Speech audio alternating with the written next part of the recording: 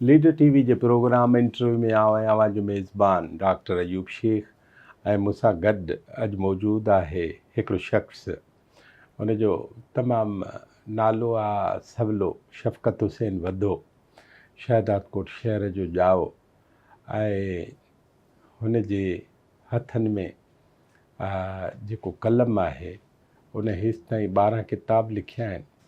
ऐं कई कहाणियूं, कई टेक्निकल मवाद उन खां सवाइ। जनाब शफ़क़त हुसैन वधो उहो सिंध जे आपाशी या इरीगेशन खाते जो मुलाज़िम रहियो आहे, अॼुकल्ह रिटायर्ड आहे। ऐं हुनजे इंजीनियरिंग या हुनजे आपाशी या हुनजे इहा जेका पाणी जो हिसाब किताब आहे उन में त हुनखे बख़ूबी टेक्निकल ॼाण आहे, पर उन खां सवाइ उहो हिकिड़ो ज़बरदस्त मुसविर आहे, हिकिड़ो सिंधीकार आहे। ऐं हुन सिंधीकारी में बि जिन शयुनि जी चूंड कई आहे उन में हुनजो पंहिंजो नुक़्ते नज़र आहे, पर उन चूंड में बि हुन दुनिया जा ऐं सिंध जा मुख़्तलिफ़ माण्हू जेके आहिनि उहे हुन में खया आहिनि। ऐं असां शफ़क़त हुसैन वधे साहब खे सुञातो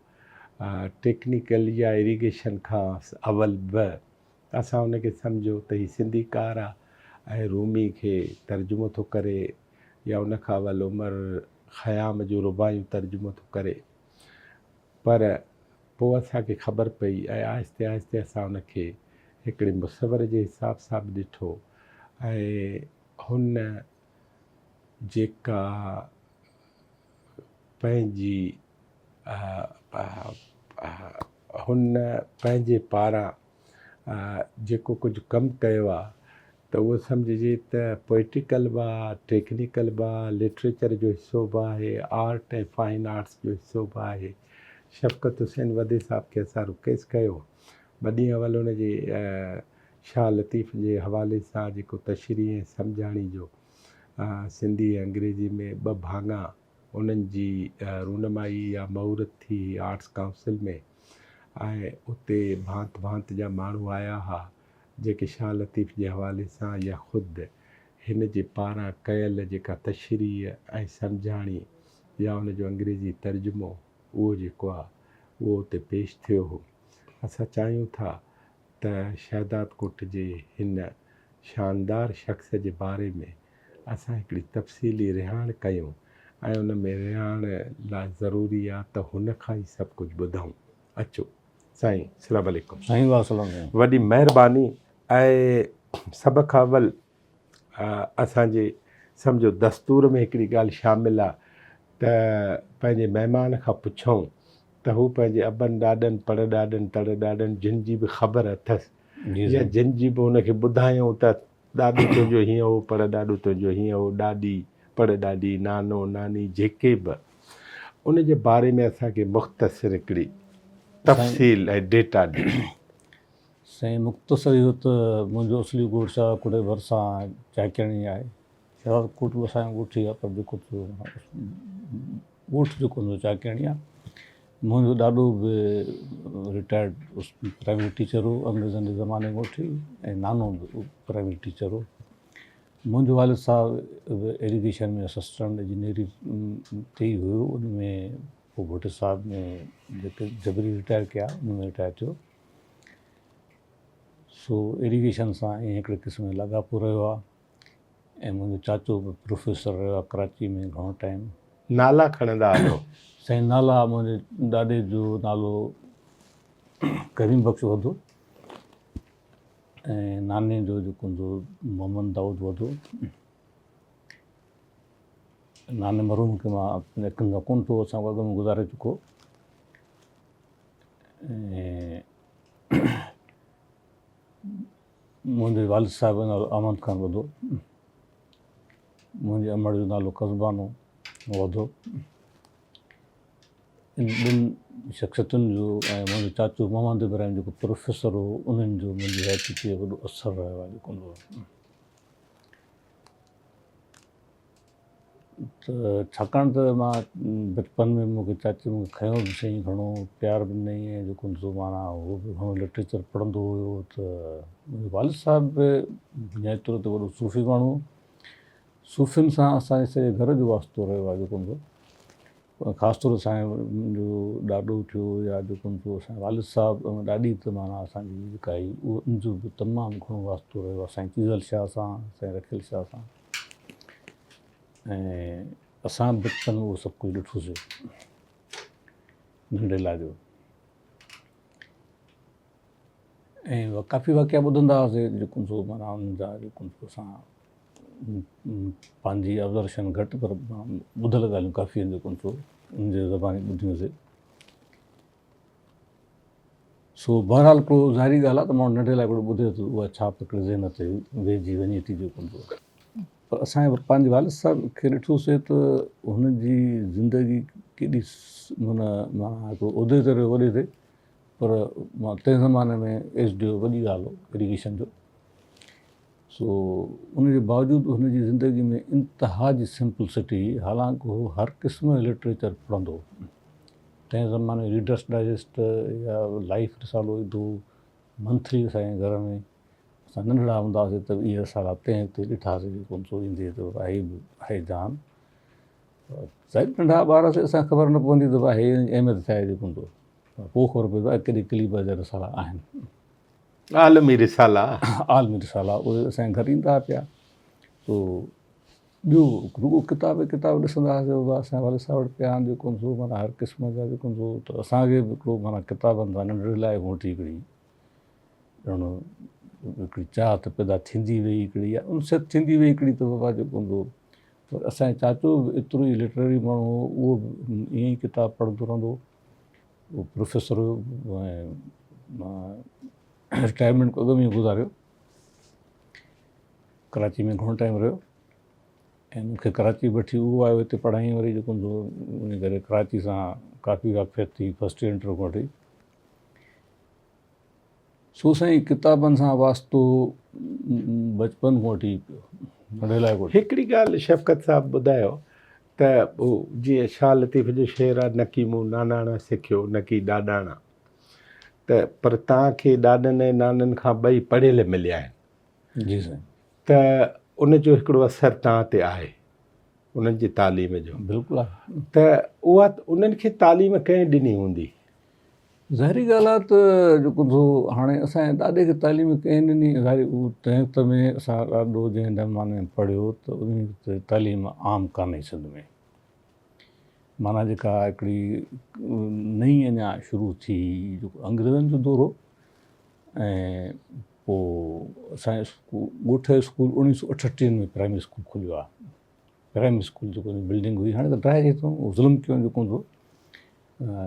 एजुकेशन डिपार्टमेंट वारनि इन बिल्डिंग क़दीम बिल्डिंग खे ॾहाराए करे असांखे माण्हू ख़बर न आहे त छो इन क़दीम शयुनि खे पंहिंजी तारीख़ खे संभाले नथा रखूं लंडन वारा ऑक्सफोर्ड यूनिवर्सिटी खे नथा ठाहिनि उहा साॻी उहा ओड़ी बीठी आहे मेंटेन कंदा था मेंटेन कंदा अंदरि तव्हां जेको मर्ज़ी पे ठाहियो जो उनखे इहा जेका असांजे ॻोठ जी माना स्कूल जी बिल्डिंग हुई उहा 2 फ्लैट्स आहियूं 1942 में 1948 में सॼो ॻोठ ठही वियो उहो स्कूल जेको हूंदो बीठो रहियो उन खे अची हाणे वारनि असांजे ऑफिसरनि फस्ट क्लास हुन ड्राए उनजो बहितरीनु क़िस्म जो लोहो जेको हूंदो माना उहो कढी आहे ऐं हाणे जेको स्कूल लाइ शिकायत था कनि साईं सिर्फ़ु ट्रिमें थो तव्हां हिनखे छो ॾहारायो ख़ुदा जो हिनखे रहणु ॾियो आहे तव्हां जेको हूंदो भली बि असां ॿियो ठाहियो सुठो ठाहियो या बहितरीनु ठाहियो वधीक शागिर्दनि वॾो ठाहियो डिमांड वधीक आहे मां सम्झां थो पर उन क़दीम शइ खे रहणु ॾियो त घटि में घटि असांजो लाॻापो ज़ाहिर थिए हिकिड़ो असां माज़ी सां हिस्ट्री ऐं किरानोलॉजी आहे न सॼी कनेक्टेड हुजूं साॻियो शहर शरारकोट सां थियो उते जेको पुराणो स्कूल हो उहो जेको सो माना सॼो कंप्लीट ड्राए छॾियो नओं स्कूल नई बिल्डिंग ठही वई RCC जी जेको सो माना हिकिड़ी कनेक्टिविटी उहा जेको सो माना उहा टुटी वई सो इहो हर सिंध में हर जॻह ते असां वटि इहो घरनि में बि रुझान आहे शहरनि में बि रुझान आहे हर जॻह ते माण्हुनि में उनखे माज़ी सां का बि दिलचस्पी कान्हे का त काहे असांजे अबेदारे वरिसो आहे इहो हलंदो अचे इन सां अलाए केतिरियूं यादियूं सलाड़ियल ऐं अलाए केतिरनि माण्हुनि जो अलाए केतिरनि माण्हुनि जूं जनरेशन्स जूं सो उहे जनरेशन्स तूं पढ़ी विया आहिनि जीअं तव्हां चओ त तव्हांजा वॾा कीअं पढ़िया त वॾा जदोजहद सां पढ़िया ख़ुदि मुंहिंजो वालिद साहिबु जेको माना जहिड़े त पढ़ियो त हुनखे अंग्रेज़ी पढ़णु हुन लाइ मसइलो ई चयो अथनि हुन मैट्रिक जेको बॉम्बे यूनिवर्सिटी थियल आहे 7 जमात फाइनल न सही न अंग्रेज़ी मैट्रिक कई मैट्रिक अंग्रेज़ी माना बॉम्बे यूनिवर्सिटी जी उनजो सब्जेक्ट जॾहिं मां अञा ताईं सर्टिफिकेट पियो आहे सब्जेक्ट जॾहिं मां पढ़ियुमि त मां हैरान थी वियुमि फिज़ियोलॉजी तव्हां हाणे मुंहिंजे तव्हां पढ़ाईंदा आहिनि तव्हां मेडिकल जी first professional medical first professional तंहिं मैट्रिक जो सब्जेक्ट हो मैथमेटिक पर्शियन अंग्रेज़ी हाइजिन त अंदाज़ो कयो हाइजिन माना सब्जेक्ट हो जेको हिन त असां उन खे का सिलेबस में किथे बि ज़ाहिर कोन्हे को त को हे सभिनी खां वधीक आम सब्जेक्ट आहे इहे हुन मैट्रिक जा सब्जेक्ट वधीक काई ड्रिग कान आई त बाबा जेको हे सब्जेक्ट बि पढ़ो हे बि पढ़ो जेको माना हिकिड़ा सब्जेक्ट अहिड़ा आहिनि जेके अॼुकल्ह पढ़ाया था वञनि पहिरीं त जेको वेंदे जेसि ताईं यूनिवर्सिटियुनि में आहे तेसि ताईं उहे सब्जेक्ट में साॻिया लफ़्ज़ जान न छॾींदुसि सो तंहिं वक़्त में इहो स्टैंडर्ड हो बॉम्बे यूनिवर्सिटी जो माना वालिद साहिबु उतो पढ़ियो पर उहो मैट्रिक कीअं कई उहा बि हिकिड़ो माना जिहाद हो छो जो शराबकोट में वञा स्कूल नओं खुले पोइ माना वाइदे हो तंहिं वक़्त में जेको अकेलो माना मुस्लमान ॿार हो ॿिया सभु हिंदू हुया हुते जेको पढ़ण वारा ऐं बाद में पढ़ाई उन मैट्रिक करण लाइ बि हिनखे चक शिकारपुर लाइ किथे किथे वञिणो पियो जेको माना उन कढण लाइ ऐं बाद में जी तालीम अञा अॻिते वारी उहा अञा वधीक हुनखे जेको माना ॾुखे तरीक़े सां हासिलु करणी पई सो अॻे पढ़ाई काॾी सवली कान हुई एॾी सवली कान हुई जेका असांखे थी मिली उहा काफ़ी आसानी इदारा मौजूदु आहे हर शइ मौजूदु हुई असां आराम सां पढ़ियासीं हुते सो मुफ़्त हुई हा मुफ़्त हुई असांखे मुफ़्त मिली आहे असां मुफ़्त स्कूल में पढ़िया आहियूं ग़रीब अमीर सभु जेको माना हुते आराम सां सरकारी स्कूल सरकारी स्कूल में का मतभेद कान हूंदी सुठा उस्ताद साईं उस्ताद न थोरो आहे असां ते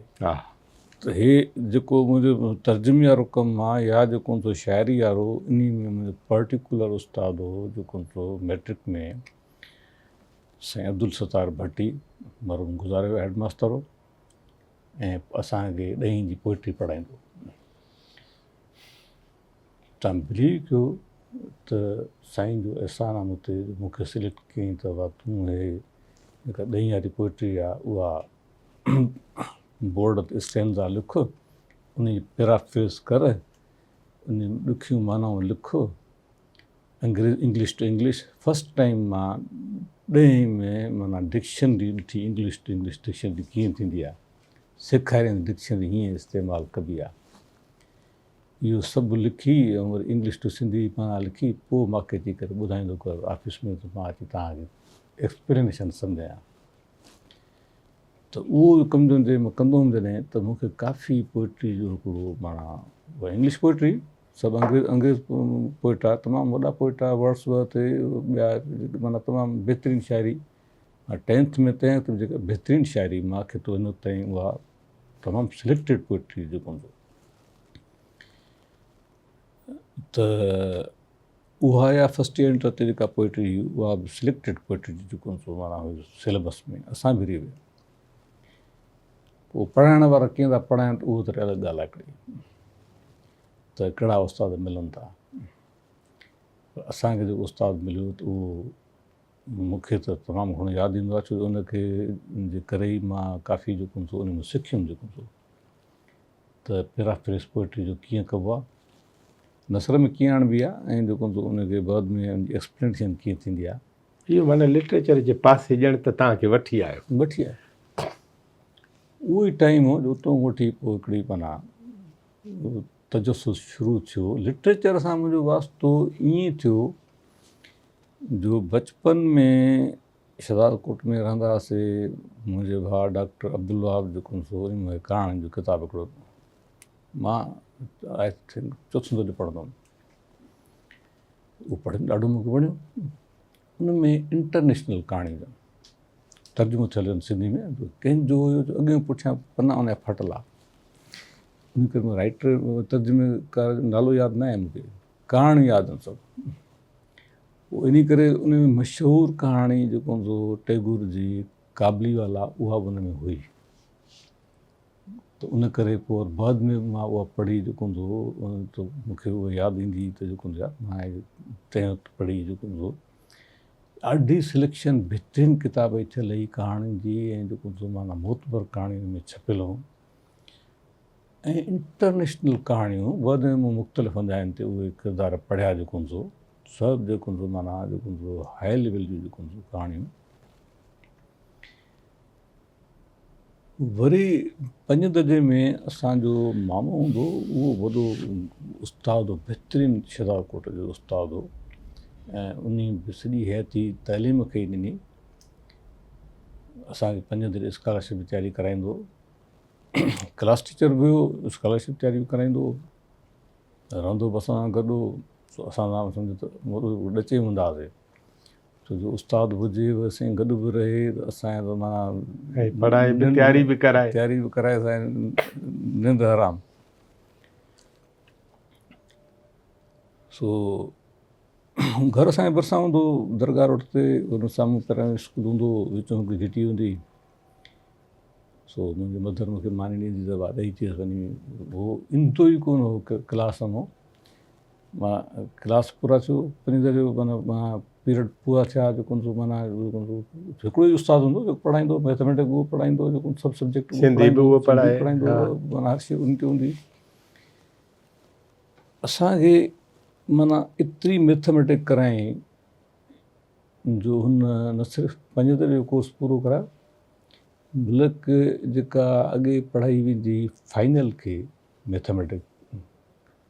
उहा हिसाब बि असांखे करायईं, ऐं हुननि जो ज़बानी हिसाबनि ते तमामु घणो ज़ोर हूंदो। ऐं उहे ज़बानी हिसाब कीअं कयो, उहे पज़ल्स मां साइंस रिसाले में ॾिठियूं, बाद में हाणे बि ईंदियूं आहिनि, माना ब्रेन टीज़र्स जूं वॾियूं जेको माना अहिड़ियूं जो तव्हां जेको दिमाग़ु खुली वञे। त उहा जेका प्रैक्टिस हूंदी त मां सोचां थो त असां काॾे हली वई उहा शइ हिकिड़ी तालीम में, एतिरी मैथमेटिक्स जेका उन्नत कईसीं, ऐं पोइ असांखे ज़िंदगीअ में कॾहिं मैथमेटिक्स में तकलीफ़ थी कान, सॼी हयाती में। भली असां खणी किथे पढ़ियासीं, कराची में पढ़ियासीं, हिते जंहिं दौर में असां पढ़ियासीं, मां ॻाल्हि थो कयां 1979। हाणे मैट्रिक किथां कयो? शहदादकोट। कहिड़े हिसाब में पास कयव? 79 में। न 79 त सन थियो। ऐं हूअं होशियारु केतिरा? होशियारु सां मां पंहिंजे सेंटर में मुंहिंजो पहिरें नंबर ते मार्कूं जेको मां जेको हुआसीं तंहिं ते 3-4 जेको 4-5 स्कूल ईंदा जो सेंटर उहो हूंदो, माना 4-5 स्कूलनि जो सेंटर उहो हूंदो। उन सभिनी में वधि में वधि मार्कूं मुंहिंजो ए ग्रेड में कुल माना 9 ए ग्रेड शुरू थिया, कुल 3 हुआसीं ॿार जेको हूंदो फर्स्ट क्लास में। हा ए ग्रेड में त माना 70 खां मथे, मुंहिंजी 76 ऐं मां सभिनी खां टॉप ते हूंदो। बाक़ी हाणे मूंखे तंहिं वक़्त में एतिरी फैसिलिटी असांखे कोन हुई, अवेयरनेस बि कान हुई त कंपेयर करे सघूं त ॿियनि जूं केतिरियूं आयूं आहिनि जेको हे थियो आहे या छा थियो आहे, त उहा मां ख़बर न आहे तंहिं वक़्तु त केतिरी जेको ॿियनि जी हुयूं न हुयूं। बाक़ी जेकी असां हुते सेंटर ते वियासीं त उन्हनि में सभिनी टॉप ते मिलियो। पोइ फर्स्ट ईयर किथे पढ़ियो? फर्स्ट ईयर असां हिते कराची में मामो वठी आयो? चाचो वठी आयो। चाचो मोहम्मद इब्राहिम साहब। हा मोहम्मद। पोइ फर्स्ट ईयर तव्हां प्री इंजीनियरिंग कई? प्री इंजीनियरिंग कई। इहो तव्हां कैरियर ठाहिण जो हिते ख़्यालु करे छॾियो आहे? ऐं इहो बि हिकिड़ो इत्फ़ाक़ी चइजे, माना मुंहिंजो कैरियर जो माना इत्फ़ाक़ी चइजे, छो जो मुंहिंजो वालिद साहिबु कॾहिं रिटायर कयो हुयो हुन मां, त हुननि जो इंजीनियरिंग तां अरवा खॼी वियो जेको हूंदो। सो मुंहिंजे जिन वॾा उदाहरण पढ़ियो त हुन सभिनी खे उहो सजेस्ट कंदो हुयो त मेडिकल पढ़ो। सो मुंहिंजा 3 वॾा भाउ डॉक्टर थिया। टी वॼा भर में डॉक्टर आहिनि हिन हालातनि लायाती ॾियनि सो उहे डॉक्टर थिया ऐं कामयाबु डॉक्टर रहिया।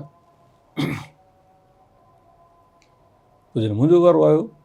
त मूंखे या त मैथमेटिक्स खणी या जेको हूंदो ख़ासि अहिड़ी कैरियर काउंसलिंग त हुई कान जेको हूंदो या एॾो वॾा शोर कोन आहे त जंहिं त में त असां डिटेल में सोचूं एतिरो न को अहिड़ा इदारा आहिनि जेके ॿुधाइनि? न कुझु कोन हो जेको हूंदो या इंजीनियर थींदे या डॉक्टर छा थींदे जेको हूंदो न में कंहिंखे पुछाई कयो त असांजे वालिद साहिब जो इरादो इहो त तूं मेडिकल खण। असांजी अमड़ चयो त मुंहिंजो हिकु पुटु इंजीनियर थी थो हुनखे ज़ाहिरी ॻाल्हि आहे त हुन ज़िंदगी में रही हुई उहो दौर ॾिठो हुई जेको सो त हुननि खे इरिगेशन जी ज़हन में माना मुख़्तलिफ़ हंधनि ते वालिद साहिबु जिते जिते वियो अमां बि उते वई उते वेही रही त जेको सो माना हुनखे ज़हन में उहे शयूं डाक बंगला ॾिठई। हा त उहो माना हुनखे ज़हन में हुई इरिगेशन मतिलबु हुन चयो मुंहिंजो हिकु पुटु इंजीनियर थींदो हुनजी दुआ ई लॻी ॻाल्हि कई उहा थी वई ऐं उन्हनि जी हयाती में ई जेको सो मां बाक़ी थी बि पियनि जेको सो मां डिपार्टमेंट में अची वियासीं इरिगेशन में। मूंखे त तव्हां किथे पढ़ियो? NED में। NED ऐं कॾहिं पास कयो? 86 जी एंड में जनवरी 1 ते असांजी 87 ते रिज़ल्ट आई आहे। ठीकु थियो। ऐं पोइ तव्हां नौकिरी कॾहिं मिली? सेप्टेंबर 87 में। साल में मूंखे 7 ऑर्डर मिलिया। अच्छा 7 ऑर्डर छो भला? जिते जिते इंटरव्यू में सभिनी में क्लियर कंदा पहिरियों मां गवादर जॉइन कई जेको वरी उते पोइ पब्लिक हेल्थ में ऑर्डर मिलियो वरी बाद में ॿियनि डिपार्टमेंट्स में मिलिया। पाकिस्तान एटॉमिक एनर्जी कमीशन उन्हनि बि ऑफर लेटर मोकिलियो जेको सो बाद में इरिगेशन में मिलियो त वरी पोइ इन में मां मुंझी पियुमि जेको त हाणे कहिड़े डिपार्टमेंट जॉइन कयां जेको पोइ मां जंहिंजी दवाऊं आहिनि उन्हनि खां ई पुछा कयां त हाणे कहिड़े डिपार्टमेंट में अहिड़े नमूने सां वालिद साहिब सलाह सां जेको मां इरिगेशन जॉइन कई उन्हनि जूं दवाऊं आहिनि सिधी ॻाल्हि आहे। पोइ तव्हां इरिगेशन में किथे किथे रहियो किरानालाजी जे ॿुधायो? किरानालाजी साईं इहा आहे त इरिगेशन में जीअं शुरू वारी पोस्टिंग थी ट्रेनिंग वारी त उहा 2 साल में हैदराबाद में डिज़ाइन में ऐं उनमें डिज़ाइन ई सिखीसीं इरिगेशन जी बुनियादी ॻाल्हियूं जेको सो माना जेके बाद में शायदि ख़बर न पए आहे। ऐं तव्हां हैरत पए कंदी कंप्यूटर जो नओं इंट्रोड्यूस थियो तंहिं वक़्त में उते कंप्यूटर तंहिं वक़्त में अची विया USAID जे तावन सां त प्रोग्रामिंग वग़ैरह उहा बि सिखीसीं तंहिं ज़माने वरी पोइ बाद में असांजी बदकिस्मती उतां बाद में जेको सो माना हिकिड़ो सिलसिलो हलियो इंसान जी ज़िंदगी पंहिंजे वस में आहे ई कान सोचियो त हिकिड़ो शयूं थियनि ॿियूं शयूं ॾियूं सो बाद में मूंखे जेको सो पोस्टिंग थी चश्मा बैराज ते असांजा सिंध इरिगेशन जा 3-4 रिप्रेज़ेंटेटिव हूंदा आहिनि पंजाब जे हिकु बैराज ते जीअं असां उन्हनि खे जेको सो माना सही माप ॿुधाए सघूं डिपार्टमेंट खे पर डिपार्टमेंट ओॾे मोकिले विसारे थींदी आहे त एॾे बसि माण्हू मोकिलिया न असां ऐं उन्हनि खे कुझु करिणो बि आहे या करिणो आहे या न आहे करिणो ऐं कनि छा था जेको हूंदो उहे या उन्हनि खे उते रिस्पॉन्स छा आहे जेको हूंदो तंहिं वक़्तु ई ॻाल्हि था कयूं हिन वक़्तु ख़बर न आहे त सुधार अची विया हूंदा काफ़ी जेको हूंदो ज़ाहिरी ॻाल्हि आहे। मां पंहिंजी ॻाल्हि थो कयां तव्हां त ज़ाहिर आहे पंहिंजे दौर जो था पंहिंजे दौर जो थो ॿुधायां त मां जॾहिं हुयुमि त असांखे त उहो बैराज अचणु कोन थींदा ऐं बैराज ते असां जंहिं कॉलोनी में रहंदा तव्हां मुक़ररु उते हो पर हुन बैराज ते अचण बि न ॾींदा? मां ईमानदारी सां ड्यूटी करणु वियासीं त ॾिसूं त जेको ॾिसी आयासीं हर शइ साल रहियमि हुते तक़रीबन ऐं ॾिठोसीं हुते हर शइ जेको सो विढ़ाई खां वापडाए कंट्रोल में हूंदी तंहिं वक़्त में सो चश्मा बैराज त न आहिनि सिंपल उहा तक़रीबन माना हिकिड़ो मिनी डैम आहे पुठियों वॾी ढंढ आहे जेको ज़ख़ीरो पाणी जो थिए थो हुन में जेको माना जेको हुन में ठीकु ठाक क़िस्म जो ज़ख़ीरो थिए थो सो ख़ाली बैराज न आहे सिंपल बैराज न आहे जीअं माना असां वटि आहिनि ईअं माना ईअं जीअं तस्वर ते पासिंग बाय बैरेज मां पाणी ईंदो ऐं हेठि लहंदो रुगो ईअं न आहे। न न उन ते त शायदि बिजली घर ठहियलु आहिनि उते जेको माना हुन में बिजली पैदा थींदी आहे, माना एतिरो फॉल उन में पाणी आहे जेको फ्रांस वारनि, फ्रांस जी कंपनी का उन ठाही। कॉलोनी काफ़ी माना परे हूंदी। इहा साॻी लोकेशन आहे जिते भुटे साहब वरी बाद में रिप्रोसेसिंग प्लांट जी बिल्डिंग जेको माना उहा ठाराई। उहो एटॉमिक एनर्जी कमीशन जो लॻोलॻि कॉलोनी हूंदी, कि ॿई हिक ॿिए सां गॾो गॾु हूंदियूं कॉलोनी। सो उते बसि जेका हो डिस्चार्ज ॾींदा हुआ असांखे, असां पोस्ट कार्ड ते लिखी मोकिले ॾींदा हुआसीं डिपार्टमेंट खे, जॾहिं पहुचेसि इहो असांजो कमु हूंदो हो जेको चवनि। असांखे चयो अगरि कुझु कोन ईंदो, कंहिंजो कॉन्टेक्ट न ईंदो। कॾहिं कॾहिं माना जॾहिं पाणी सख़्तु शॉर्टेज हूंदी सिंध में त ईंदो सेक्रेटरीज़ ॿिया उहे बि ईंदा हुआ जेको माना चेक करणु हे करणु जेको ईंदा हुआ जेको हाणे बि ईंदा आहिनि जेको। पर को जेसि ताईं टेलीमेट्री सिस्टम नथो लॻे कैनाल्स ते, जीअं चश्मा लिंक कैनाल आहे या तोसां पंजनद लिंक कैनाल आहे, ॿ मेन सोर्सिस आहिनि जितां पाणी वेंदो आहे पंजाब ॾे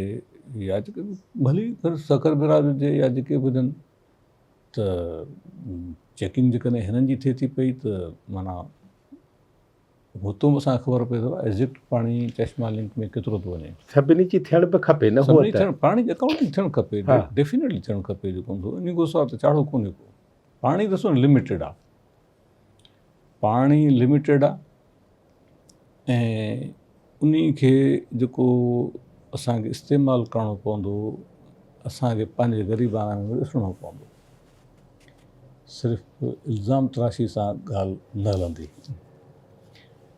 असां वटि जेका पंहिंजी इंटरनल जेका आहे माना वीकनेसिस जेके आहिनि उन खे बि असांखे चेक करिणो पवंदो त असांजी कोताहियूं कहिड़ियूं आहिनि। चश्मा झेलम लिंक कैनाल खां पोइ काॾे वियो? चश्मा झेलम लिंक कैनाल खां पोइ मां रतोदरो सब डिवीज़न में आयुमि, इरीगेशन सब डिवीज़न में। इरीगेशन उतां खां वठी माना प्रॉपर इरीगेशन में रहियासीं। हा, पाणी सां ज़मीनदारनि सां वास्तो, पाणी सां वास्तो, शाखुनि सां दरियानि सां, पोइ उतां खां वठी शुरू थियो जेको आख़िर ताईं रहियो। आख़िरी में मां स्मॉल डैम्स में रहियुमि आख़िरी 2 साल जेको। तव्हांजे वक़्त में के डैम ठहिया? काफ़ी। कहिड़ा कहिड़ा?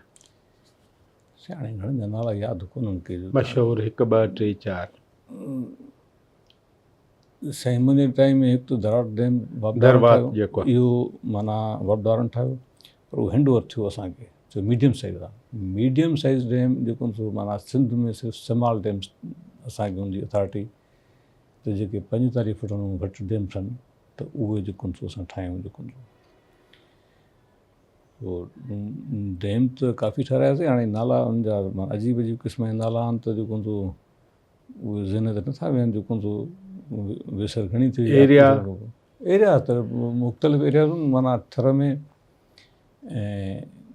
काछे में जेको असांजो जेको जामशोरे वारो काछो आहे, कराची वारी एरिया आहे, माना मलीर नए मलीर जी जेको माना कैचमेंट जेका आहे पर्टिकुलरली मेन जेका आहे उन जे मथे 2 सोर्सिस आहिनि, खदे जी ऐं जेको मोल। पर उन जा जेको ॿियूं अलॻि जेको नंढियूं ब्रांचिस आहिनि नयूं, ॾिसो ॼार चयल आहे। कुझु नयूं वरी जेको किंजर ॾिठी वञनि पियूं जीअं कलू वग़ैरह, त उन्हनि ते बि डैम ठहिया। ऐं जेको हे जेके तव्हांखे ॿुधायूं त इन्हनि नयनि ते बि डैम ठहिया जेको काफ़ी डैम जेको माना हुन में ठहिया जेको कारूंझर ते। कारूंझर में जेको नयूं निकिरनि थियूं उन ते पहिरियों ठहियलु आहे, बाक़ी जेके रहियल कयल पोइ उहे बि ठहिया जेको कुझु वर्ल्ड बैंक जी तरफ़ां ठहिया। उहे सभु डैम तव्हांजे ख़्याल में रिज़ल्ट ओरिएंटेड आहिनि? साईं रिज़ल्ट ओरिएंटेड शुरू में रहनि था। अच्छा। माना कारूंझर वारा त काफ़ी रिज़ल्ट ओरिएंटेड हुया जेको छो जो उनमें मिटी न ईंदी आहे, पथरीली आहे। कारूंझर जबल टोटली हिकु डिफरेंट शइ आहे। उहो अलॻि सब्जेक्ट आहे, पोइ ॿुधाईंदोमांव त कीअं ठहियो जेको उहो त असां वटि हिकिड़ी वॾी हिकिड़ी अजूबो आहे, को माण्हू उनखे ॾिसे, सुखड़ी आहे कुदरत तरफ़ां। ग्रेनाइट जो त आहे पर वॾी शइ हिकिड़ी। पर उनमें जेके नयूं अचनि थियूं त उनमें जेको मक़सदु आहे त मिटी कान्हे, सिल्ट कान्हे का। हेॾे जेके असां जामशोरी साइड ॾे या जेको सो वेंदे कंबर तालके ताईं जेके डैम ठहियल आहिनि, जेके जीअं दिलां ते ठहियल हो या ॿियनि नयनि ते ठहियल आहे, घणनि ते ठहियल आहिनि जेको सो डैम जेको सो, उन्हनि में मेन फॉल्ट इहो आहे त उनमें मिटी घणी थी अचे पई उन्हनि नयनि में, छो जो तव्हांजो काछो सॼो उन मिटी सां ठहियल आहे। पहिरियों त इहे नयूं आज़ादु हूंदियूं त उहे मिटी खणी ईंदियूं, काछे में पवंदियूं, नेचुरल हिकिड़ो कोर्स हो। असांजी सॼी सिंध बि ईअं ई ठहियल आहे दरिया जी मिटी सां।